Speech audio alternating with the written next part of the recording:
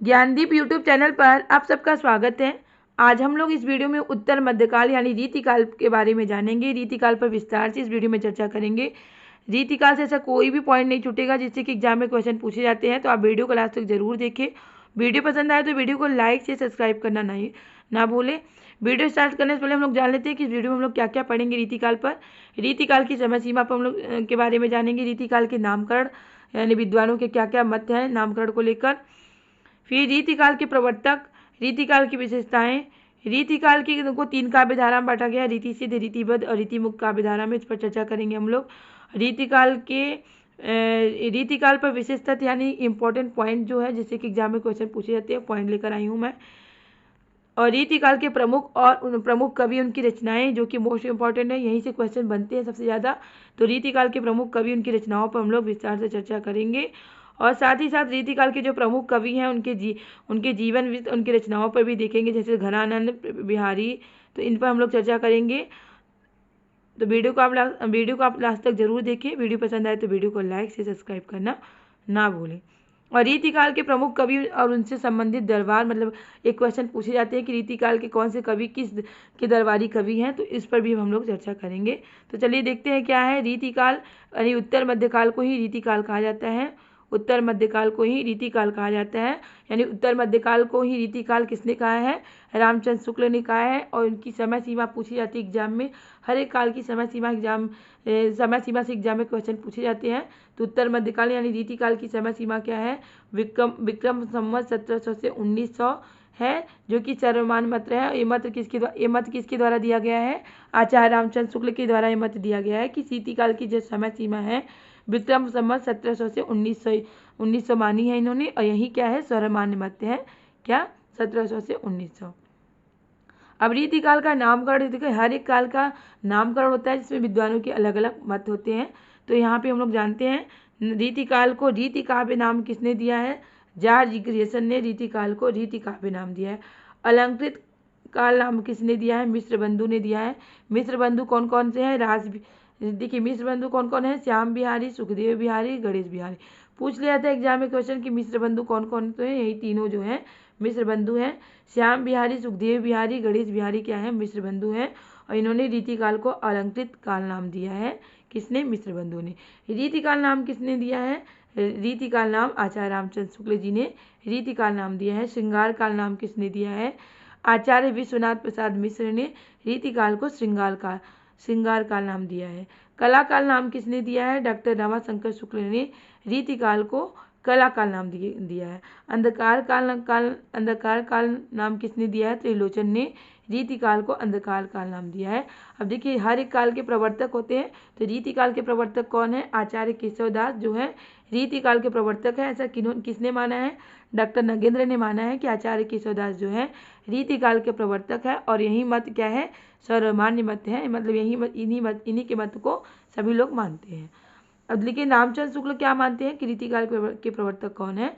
चिंतामणि त्रिपाठी। अगर पूछा जाएगा कि आचार्य रामचंद्र शुक्ल के अनुसार रीतिकाल के प्रवर्तक कौन है, तो चिंतामणि त्रिपाठी है। लेकिन डॉक्टर नगेंद्र के अनुसार रीतिकाल के प्रवर्तक कौन है? आचार्य केशवदास है, जो कि सर्वमान्य मत है। अब आगे हम लोग देखते हैं रीतिकाल की विशेषता। हर एक काल की विशेषताएं होती हैं। तो रीतिकाल की विशेषताएं क्या है जान लेते हैं। श्रृंगार रस की प्रधानता है, क्योंकि इसमें नायिका के नख से लेकर सिक्त का वर्णन किया गया है, इसलिए श्रृंगार रस की प्रधानता है। और ब्रज भाषा की प्रधानता की गई, मतलब रचनाएं ब्रज भाषा में की गई है। कवि एवं आचार्य बनने की प्रवृत्ति है। मुक्तक काव्य रचना है। इस काल में नायिका वेद का चित्रण है। अब देखिए क्या है, आचार्य विश्वनाथ प्रसाद मिश्र ने श्रृंगार काल को 3 भागों में बांटा है। 3 भागों में बांटा है, यानी रीतिकाल को 3 काव्य धारा में बांटा गया है। कौन कौन से हैं? रीतिबद्ध काव्य धारा रचना लक्षणों उदाहरण से युक्त होती है। क्या? रीतिबद्ध रचनाएं जो होती है।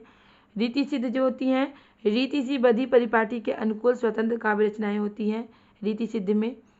और रीति मुक्त में क्या होता है? रीति परंपरा की साहित्यिक रूढ़ियों से मुक्त रचनाएं, मतलब रीति परंपरा की जो साहित्यिक रूढ़ियाँ होती हैं उससे क्या होती है? मुक्त रचनाएं होती है। किसमें? रीति मुक्त काव्य धारा में।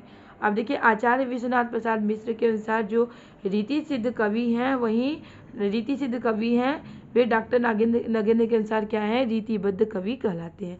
मतलब आचार्य विश्वनाथ प्रसाद ने जिन्हें रीति सिद्ध कवि माना है, डॉक्टर नगेंद्र ने उन्हें क्या माना है, रीतिबद्ध कवि माना है। तो ये इंपॉर्टेंट पॉइंट है, इसे आप लोग नोट कर लीजिएगा, ये क्वेश्चन बनते हैं इससे एग्जाम में। अब रीतिकालीन कवियों का वर्गीकरण, मतलब रीतिकालीन कवियों को 3 काव्यधारा में बांटा गया है, रीतिबद्ध काव्यधारा, रीति सिद्ध काव्यधारा और रीति मुक्त काव्यधारा। तो रीतिबद्ध काव्यधारा के कवियों से क्वेश्चन पूछे जाते हैं, कौन से किस काव्यधारा के कवि हैं। जैसे आपको क्वेश्चन दे दिए जाएंगे, पूछेंगे इसमें कौन सी रीतिबद्ध काव्यधारा के कवि हैं, तो 4 ऑप्शन दिए रहेंगे। अगर आपको पता रहेगा कि रीतिबद्ध काव्यधारा के कवि कौन है तो आप टिक कर पाएंगे। तो रीतिबद्ध काव्यधारा के कौन कौन से कवि हैं जान लेते हैं। केशवदास, भिखारी दास, पद्माकर, भूषण, मतीराम, जसवंत सिंह, सुरती मिश्र, सोमनाथ, रसनीन, मंडन मिश्र, कुमार मणि, रसिक गोविंद, ये क्या है, रीतिबद्ध काव्यधारा के कवि हैं। तो ये कवियों का नाम आपको पता होना चाहिए, क्योंकि यही क्वेश्चन पूछ लिया जाता है कि कौन से रीतिबद्ध काव्यधारा के कवि हैं। तो अगर आपको कवियों के नाम पता रहेगा तो आप टिक कर पाएंगे, सही आंसर को टिक कर पाएंगे। अब रीति सिद्ध काव्यधारा के कौन कौन से कवि हैं जान लेते हैं। रीति सिद्ध धारा के कवि हैं कौन, बिहारी। क्वेश्चन पूछा जाता है कि बिहारी किस काव्यधारा के कवि हैं, तो बिहारी रीति सिद्ध काव्यधारा के कवि हैं।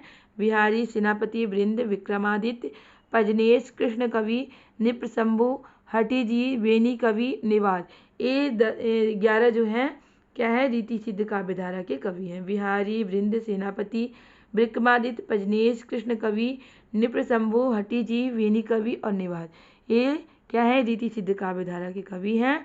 और रीति मुक्त काव्यधारा के कौन कौन से कवि हैं, घनानंद, बोधा, आलम, ठाकुर, द्विजदेव, और क्या है, रीति मुक्त काव्यधारा के कवि हैं। तो क्वेश्चन पूछा जाता है घनानंद किस काव्यधारा के कवि हैं, तो घनानंद रीति मुक्त काव्यधारा के कवि हैं। तो रीति सिद्ध, रीतिबद्ध और रीति मुक्त काव्यधारा के कवियों के नाम आपको पता होना चाहिए, क्योंकि इससे एग्जाम में क्वेश्चन पूछे जाते हैं। अब विशेष तथ्य देख लेते हैं, जो कि इंपॉर्टेंट पॉइंट जिससे कि एग्जाम में क्वेश्चन बने हैं और बनेंगे। रीतिकाल के प्रतिनिधि कवि कौन है, क्वेश्चन पूछा जाएगा कि रीतिकाल हर एक काल के प्रतिनिधि कवि होते हैं, तो रीतिकाल के प्रतिनिधि कवि कौन है, बिहारी जो है रीतिकाल के प्रतिनिधि कवि हैं। और प्रतिनिधि कवि पूछा जाएगा तो बिहारी। और प्रवर्तक पूछा जाएगा रीतिकाल के प्रवर्तक कौन है, तो आचार्य केशवदास जो है रीतिकाल के प्रवर्तक हैं। और केशवदास को आचार्य रामचंद्र शुक्ल क्या मानते हैं, कठिन काव्य का प्रेत कहते हैं किसे, केशवदास को। और रीतिकाल का प्रवर्तक इन्हें किसने माना है, डॉक्टर नगेंद्र ने माना है। रीतिकाल के अंतिम कवि कौन है, अंतिम कवि हैं ग्वाल कवि। ग्वाल कवि जो है रीतिकाल के अंतिम कवि हैं। रीतिकाल के वीर रस का कवि रीतिकाल में वीर रस का कवि किसे कहा जाता है, भूषण को वीर रस का कवि कहा जाता है, क्योंकि इनकी रचनाओं में वीर रस की प्रधानता देखने को मिलती है। रीतिकाल में प्रकृति का चित्रण करने वाले कवि कौन है, रीतिकाल में ऐसे कौन से कवि हैं जिन्होंने प्रकृति का चित्रण किया है, तो सेनापति ने प्रकृति का चित्रण किया है। रीतिकाल के ऐसे कवि हैं जिन्होंने अपनी रचनाओं में प्रकृति का चित्रण किया है। रीतिकाल की प्रथम रचना क्या है, रीतिकाल की प्रथम रचना है कृपाराम द्वारा रचित हिम तरंगिणी, जो है रीतिकाल की प्रथम रचना है, जो कि किसके द्वारा रचित है, कृपाराम के द्वारा रचित है।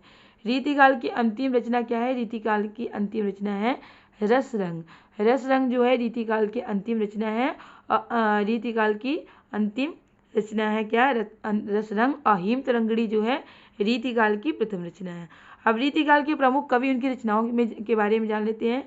रीतिकाल के प्रमुख कवि और उनकी रचनाएं, मतलब रीतिकाल के कवि उनकी रचनाओं से एग्जाम में क्वेश्चन बनते हैं, तो जान लेते हैं। चिंतामणि जो कि रीतिकाल के कवि, इनकी रचनाएं क्या है, कवि कुल, कल्पत्रु और काव्य विवेक किसकी रचना है, चिंतामणि की रचना है।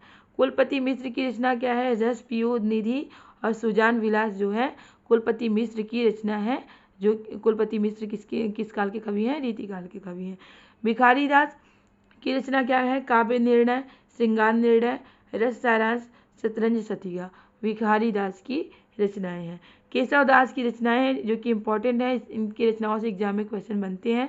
तो रामचंद्र का कवि प्रिया, विज्ञान गीता, रसिक प्रिया, ये केशव दास की रचनाएं हैं। विज्ञान गीता जो है इनका आध्यात्मिक ग्रंथ है। रामचंद्र का कवि प्रिया, रसिक प्रिया, विज्ञान गीता, ये इनकी रचनाएं हैं किसकी, केशव दास की। इनकी रचनाओं से एग्जाम में ज़्यादातर पूछे जाते हैं। पद्माकर की रचनाएं कौन कौन सी है? जगत विनोद, हिम्मत बहादुर बिरदावली, पद्माभरण और प्रबोध पचासा। तो इनकी भी रचनाओं से कई बार एग्जाम में क्वेश्चन पूछे गए हैं। हिम्मत बहादुर बिरदावली किसकी रचना है? तो पूछा गया एग्जाम में, तो पद्माकर की रचना है। जसवंत सिंह की रचना क्या है? भाषाभूषण। मतीराम की रचनाओं से भी क्वेश्चन पूछे जाते हैं। ललित ललाम, मतीराम सतसई, अलंकार पच्चासिका, फूल मंजरी किसकी रचनाएं हैं? मतीराम की रचनाएं हैं। देव की रचनाओं से क्वेश्चन बनते हैं। अष्टयाम, भाव विलास, भवानी विलास, देव माया प्रपंच, प्रेम चंद्रिका, जाति विलास और देवचरित किसकी रचनाएं हैं? देव की रचनाएं हैं। तो हर एक कवि और उनकी रचनाओं से क्वेश्चन बनते हैं रीतिकाल के। सेनापति की रचनाएं क्या है? कवित्र रत्नाकर और काव्य कल्पद्रुम किसकी रचनाएं हैं? सेनापति की रचनाएं हैं। वृंद जो कि रीतिकाल के कवि हैं, ये भी रीतिकाल के कवि, इनकी रचनाएं हैं 12 मास और यमक सतसई वृंद की रचनाएं हैं। घरान की रचनाओं से क्वेश्चन बनते हैं, मोस्ट इंपॉर्टेंट है। सुजान सागर, रस केली, वल्ली, इस्कलता और वीरलीला। इस्कलता वीरलीला जो कि पूछा गया है एग्जाम में, किसकी रचनाएं हैं? घरान की रचनाएं हैं। आलम की रचनाएं क्या है? आलम केली। ठाकुर की रचनाएं क्या है? ठाकुर ठसक और ठाकुर शतक। बिहारी जी की एकमात्र रचना क्या है? बिहारी सतसई जो कि दोहों में है। और क्वेश्चन पूछा जाता है कि रीतिकाल का ऐसे कौन से कवि हैं जो कि अपनी एकमात्र रचना से प्रसिद्ध हो गए हैं? तो कौन है? बिहारी जी हैं। और इनकी एकमात्र रचना क्या है? बिहारी सतसई है, जिन्हें कि इनकी रचनाओं को गागर में सागर कहा जाता है। इनकी जो दोहे हैं क्या है? गागर में सागर है। बोधा की रचना क्या है? इश्कनामा और विरह वागीश। द्विजदेव की रचनाएं क्या है? श्रृंगार बत्तीसी और श्रृंगार चालसा, श्रृंगार लतिका सौरभ द्विजदेव की रचनाएं हैं। अब देखिए इम्पोर्टेंट पॉइंट जो है, आचार्य रामचंद्र शुक्ल ने चिंतामणि त्रिपाठी को रीति काव्य का प्रवर्तक कहा है। वैसे रीति काव्य के प्रवर्तक कौन है? केशवदास। डॉक्टर नगेंद्र के अनुसार रीतिकाल के प्रवर्तक कौन है? केशवदास, जो कि सर्वमान्य मत हैं, लेकिन रामचंद्र शुक्ल ने चिंतामणि त्रिपाठी को रीतिकाल का प्रवर्तक माना है। चिंतामणि त्रिपाठी सिद्धांत क्या है? रसवादी आचार्य माने जाते हैं। चिंतामणि त्रिपाठी के सहोदर कौन है? मतीराम, भूषण और जटाशंकर त्रिपाठी जो है चिंतामणि त्रिपाठी के क्या है? सहोदर हैं। भूषण जो है वीर रस के कवि हैं। चित्रकूट की सोलंकी राजा रुद्र ने इन्हें कवि भूषण की उपाधि दी है। भूषण जो है वीर रस की कवि मानी जाती है। इन्हें कवि भूषण की उपाधि किसने दी है? क्वेश्चन पूछा जाता है। तो चित्रकूट के सोलंकी राजा रुद्र ने इन्हें कवि भूषण की उपाधि दी है। ये इंपॉर्टेंट पॉइंट है, इसे आप लोग नोट कर लीजिएगा। डॉक्टर गणपति चंद्र गुप्त ने भूषण का मूल नाम पतिराम या मनीराम बताया है। आचार्य विश्वनाथ प्रसाद मिश्र ने इनका मूल नाम घनश्याम बताया है। महाराज छत्रसाल ने एक बार भूषण की पालकी को कंधा लगाया, जिस पर भूषण ने क्या कहा? शिवा को बखानो की बखानो छत्रसाल को।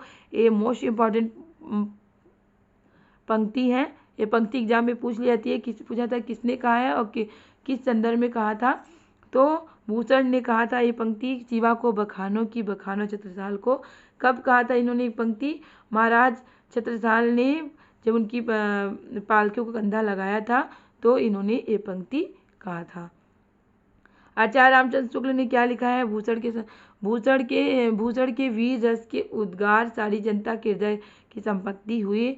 शिवाजी और छत्रसाल की वीरता का वर्णन को कोई कवियों की झूठी खुशामद नहीं कर सकता है। ये हिंदू जाति के प्रतिनिधि कवि हैं।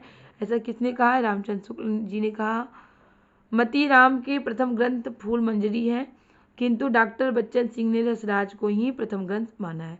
डॉक्टर बच्चन सिंह ने रसराज को प्रथम ग्रंथ माना है, जबकि इनका प्रथम ग्रंथ क्या है? फूल मंजरी है। आचार्य रामचंद्र शुक्ल ने लिखा है मतीराम के संदर्भ में, मतीराम की सी रस स्निग्ध और प्रसाद पूर्ण भाषा रीति का अनुसरण करने वालों में बहुत कम ही मिलती है। ऐसा किसने कहा है? रामचंद्र शुक्ल ने कहा है। किसके संदर्भ में कहा है? मतीराम के संदर्भ में कहा है। जसवंत सिंह ने हिंदी साहित्य के प्रधान आचार्य एवं शिक्षक के रूप में प्रसिद्ध है। कौन? जसवंत सिंह ने साहित्य और आध्यात्मिक दो प्रकार की रचनाएं लिखी हैं। तोष जो है रसवादी आचार्य हैं। इनका मूल नाम क्या है? तोष निधि है। इनकी प्रमुख कृतियां क्या है? सुधा निधि और नखशिख विनय शतक इनकी प्रमुख कृतियां हैं। कुलपति मिश्र रस ध्वनिवादी आचार्य थे। ये प्रसिद्ध कवि बिहारी लाल के क्या थे, भांजे थे। कुलपति मिश्र का कविता काल 1667 ईस्वी से 1686 ईस्वी तक माना जाता है। कुलपति मिश्र की प्रमुख कृतियाँ क्या क्या हैं, रस रहस्य, द्रोण पर्व, युक्ति तरंगिणी, नखशिख, संग्राम सार। महाकवि देव का मूल नाम क्या है, देवदत्त। देव आचार्य और कवि दोनों रूप से प्रसिद्ध हैं। देव हित हरिवंश के अनंत संप्रदाय से दीक्षित थे। डॉक्टर रामस्वरूप चतुर्वेदी ने मध्यकालीन हिंदी काव्य भाषा पुस्तक में लिखा है कि देव ध्वनि संवेदनशीलता रीतिकालीन काव्यधारा में क्या है अप्रतिम है। रसलीन का मूल नाम क्या है, गुलाब नबी है। ये मीर तुंग फैल अहमद के शिष्य थे। रसलीन की प्रमुख कृतियाँ क्या हैं, अंग दर्पण और रस प्रबोध। इस इंपॉर्टेंट सारे पॉइंट आप लोग नोट करते रहिएगा क्योंकि ऐसे ही एग्जाम में क्वेश्चन बनते हैं। भिखारी दास का रचना काल क्या है, 1728 से 1750 ईस्वी तक माना जाता है। भिखारी दास ने सर्वप्रथम हिंदी काव्य परंपरा, भाषा, छंद, तुक आदि पर विचार किया है। माखन ने हिंदी में सर्वप्रथम कुंभक, हरि मालिका, मदन मोहन, सूरज, तरल गति, सदागति, सुबल, प्रभाव और गंधार नामक मात्रिक छंदों का निरूपण किया है। हिंदी में रीति का अर्थ काव्य रचना पद्धति है, किंतु कहीं कहीं इन्हें पंथ से भी अभिहित किया गया है। रीति काल के अधिकांश कवि क्या थे, दरबारी थे अर्थात राजा। देखिए रीति काल के अधिकांश कवि थे क्या थे, दरबारी थे अर्थात राजाओं के आश्रम में रहकर उनके दरबार में अपनी कविताएं किया करते थे और उन्हीं की प्रशंसा अपनी रचनाओं में जिसके दरबारी कवि थे उन्हीं की प्रशंसा अपनी रचनाओं में करते थे। डॉक्टर बच्चन सिंह ने क्या लिखा है कि रीतिकालीन कवि कविता के क्या थे, सौदागर थे। देव ने सुकवि को कविता का सौदागर कहा है। डॉक्टर बच्चन ने लिखा है कि रीतिकालीन कवि जो थे कविता के क्या थे, सौदागर थे और देव ने सुकवि को क्या कहा है, कविता का सौदागर कहा है। रीति काव्य को यौवन की रमणीयता का काव्य किसने कहा जाता है, रीति काल को क्या कहा जाता है, यौवन की रमणीयता का काव्य कहा जाता है। यौवन की रमणीयता का काव्य किस काव्य को कहा जाता है, क्वेश्चन पूछा जाता है। तो रीति काव्य को यौवन की रमणीयता का काव्य कहा जाता है। ललिन विलोचन शर्मा ने रीतिकालीन काव्य की आलोचनात्मक पद्धति को भारतीय मनीषा का हास्यकालीन वर्गीकरण प्रेम कहा है। बिहारी जो कि रीतिकाल के प्रतिनिधि कवि माने जाते हैं उन पर हम लोग चर्चा कर लेते हैं। आचार्य रामचंद्र शुक्ल ने बिहारी को रसवादी कवि माना है जबकि डॉक्टर नगेंद्र ने ध्वनिवादी स्वीकार किया है। श्री राधा चरण गोस्वामी ने बिहारी को क्या कहा है, पीयूष वर्णी मेघ की उपमा दी है। किसको, बिहारी को। किसने, श्री राधा चरण गोस्वामी ने। अब बिहारी लाल का संक्षिप्त जीवन वृत्त हम लोग जान लेते हैं। इनका जन्म 1595 और मृत्यु कब हुआ था, 1663 में। जन्म स्थान इनका क्या है, गोविंदपुर। पिता कौन है, केशव दास है इनके। और गुरु कौन है, नरहरि दास हैं। संप्रदाय किस संप्रदाय के थे, निम्बार्क संप्रदाय के हैं। आश्रयदाता पूछ लिया था क्वेश्चन 21 की आश्रयदाता किस बिहारी के आश्रयदाता कवि आश्रयदाता कौन है, तो महाराज जय सिंह इनकी आश्रयदाता हैं। दरबारी कवि पूछ लिया था एग्जाम में।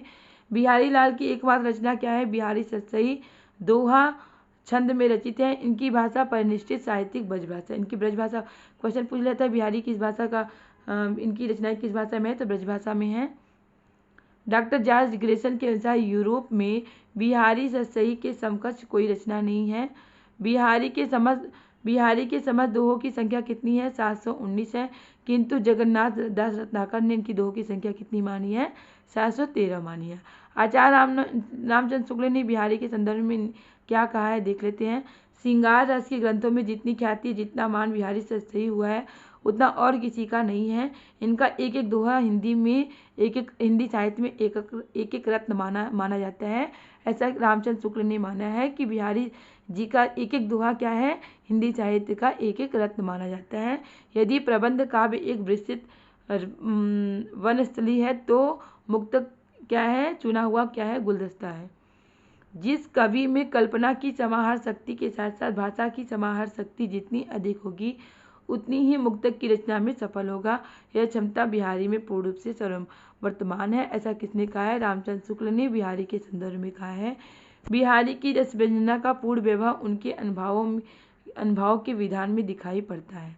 अब घनानंद घरानंद के बारे में, घरानंद से भी क्वेश्चन बनते हैं तो उनके बारे में जान लेते हैं। आचार्य रामचंद्र शुक्ल ने घरानंद के विषय में क्या लिखा है कि ये साक्षात रस मूर्तिकार ब्रजभाषा काव्य के प्रधान स्तंभों में है। ऐसा किसने कहा है? रामचंद्र शुक्ल ने घरानंद के संदर्भ में कहा है। इनका जीवन वृत्त देख लेते हैं। इनका जन्म 1689 और मृत्यु 1739 ईस्वी में हुआ था। जन्म स्थान क्या इनका क्या है? बुलंदशहर है। मृत्यु स्थान का क्या है? वृंदावन है। किस संप्रदाय के हैं? निम्बार संप्रदाय के हैं। और प्रेयसी इनकी कौन है? गणिका सुजान जो है इनकी प्रेयसी है और इन्हीं को आधार बनाकर इन्होंने रचनाएं किया है। और इनके आश्रयदाता कौन है? मोहम्मद शाह रंगीले इनके आश्रयदाता हैं। घरानंद की प्रमुख काव्य कृतियाँ कौन कौन से हैं? सुजान सार, इश्कलता, विरह लीला, वियोग बेली, कोक सागर, कृपा कंद, रसकेली बल्ली, यमुना यश इनकी क्या है? प्रमुख रचनाएं हैं। इनकी विरह लीला ब्रजभाषा में किंतु फारसी के छंद में है। घरानंद के संदर्भ में आचार्य रामचंद्र शुक्ल ने निम्न पंक्तियां महत्वपूर्ण है, देख लेते हैं रामचंद्र शुक्ल की। तो प्रेम के पीर ही को लेकर इनकी वाणी का प्रादुर्भाव हुआ है। प्रेम मार्ग का ऐसा प्रवीण और धीर प्रतीक तथा जवाबदानी का ऐसा दावा रखने वाले ब्रजभाषा का दूसरा कवि नहीं है। ऐसा रामचंद्र शुक्ल ने घरानंद के संदर्भ में कहा है। प्रेम की अनिर्वचनीयता का आभास घरानंद ने विरोधाभासों के द्वारा किया है।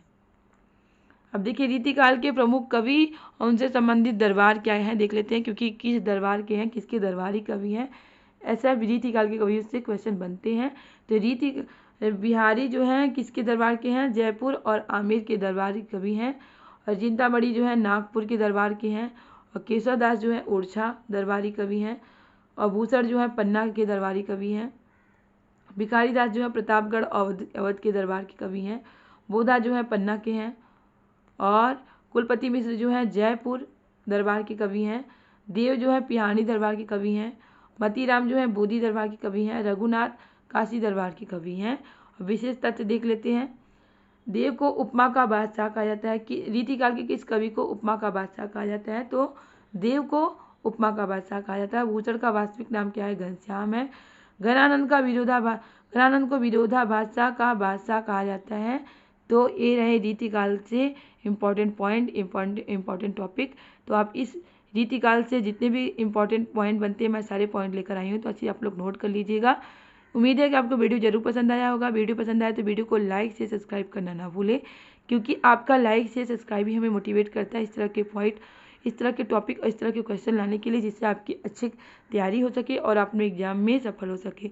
इसी तरह के टॉपिक, इसी तरह के क्वेश्चन की तैयारी करने के लिए हमारे चैनल से जुड़े रहें। तब तक के लिए मिलते हैं नेक्स्ट क्लास में। बाय।